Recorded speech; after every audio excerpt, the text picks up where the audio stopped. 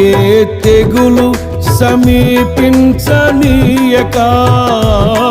ఏ కీడైన దరి చేరనీయక, ఆపదలన్నీ తొలగే వరకు, ఆత్మలో నెమ్మది కలిగే వరకు, నా భారము మోసి బాసటగా నిలిచి ఆదరించితివి. నీ స్తుతి మహిమలు నీకే చెల్లించెదను జీవితాంతము.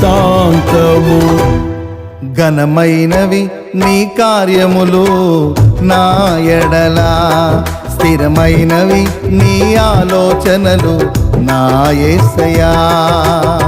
కృపలను పొందుచు కృతజ్ఞత కలిగి